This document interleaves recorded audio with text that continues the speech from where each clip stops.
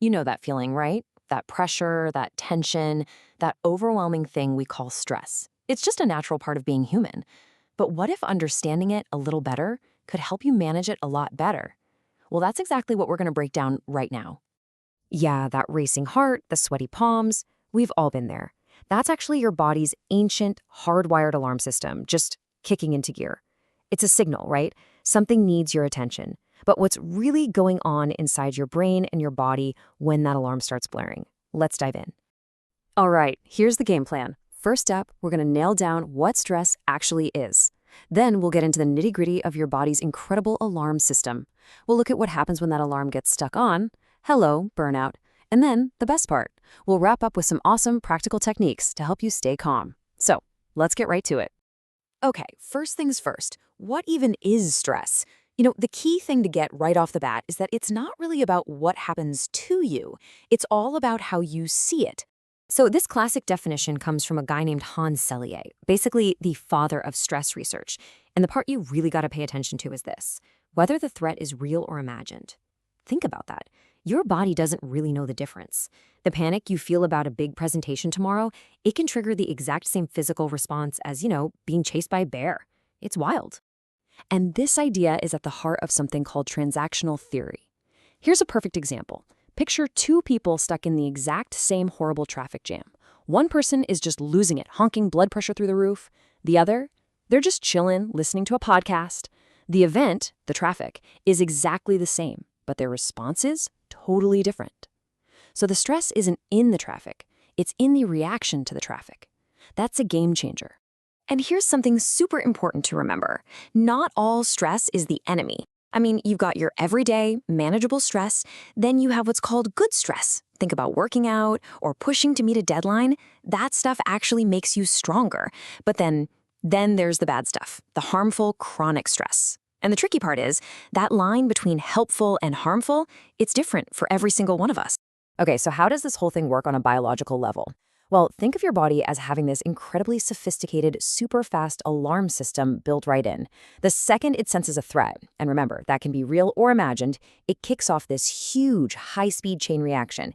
It all starts with your senses, what you see, hear, feel. That info zips to a part of your brain called the thalamus, which is kind of like a mail sorting office. It sees a sketchy package and immediately sends it over to the amygdala, which is like your brain's super sensitive smoke detector. The amygdala then does a quick check with the hippocampus, your memory files, to see, have we seen this danger before? If the answer is yes, then bam, the alarm goes off and it triggers the hypothalamus, which is basically the command center for the whole stress response operation. So let's talk about that smoke detector for a second, the amygdala. Fun fact, its name actually comes from the Greek word for almond, because that's what it looks like. This tiny little part of your brain is the emotional core, and it's always scanning for danger, processing fear and anxiety. And what about those memory files it checks? Well, that's the hippocampus. And yeah, another cool name origin. It's Greek for seahorse, because, you guessed it, it's shaped like one. This part is absolutely crucial for making memories, which is exactly how your brain learns to recognize threats. And just to give you an idea of how powerful this thing is, check this out. In London, taxi drivers have to memorize this insane maze of 25,000 streets to get a license. It's called the knowledge. And get this, studies have actually found that all that intense memorization makes their hippocampus physically bigger than the average person's. How cool is that?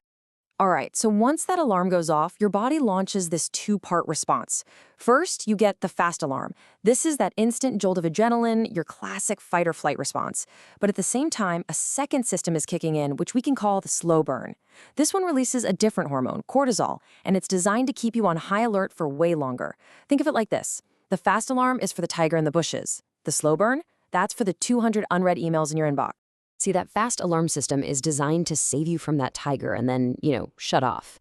But what happens when the slow burn system, the one fueled by endless deadlines and worries, never gets the signal that everything's okay? Well, that's when things get dangerous. That's when we cross over from regular stress into burnout. It's exactly like having a smoke alarm in your house that just will not turn off. So when you're dealing with stress that just goes on and on, a tough job, family stuff, whatever it is, your body is just constantly flooded with that slow burn hormone, cortisol. And being in that state of high alert, day in and day out, it just grinds you down. It can lead to feeling angry all the time, anxious, and can even lead to depression. And the end of that road, really, is burnout. This isn't just some buzzword either. The World Health Organization actually recognizes it as a real thing, an occupational phenomenon. So it's not just, oh, I'm feeling a little tired. No, this is a deep, deep state of physical and emotional exhaustion that comes from being under too much stress for too long. So what are the warning signs? What does burnout actually feel like? Well, it usually starts with just feeling emotionally drained. Then that can turn into what's called depersonalization, where you start to feel cynical and detached from everything. You might feel like nothing you do matters anymore. And it gets physical too. We're talking headaches, always being tired, and that awful brain fog where you just can't think clearly. Okay, I know, that was a little heavy. But here's the good news, and it's really good news. You are not powerless here, not at all. So let's totally shift gears and start building your personal toolkit.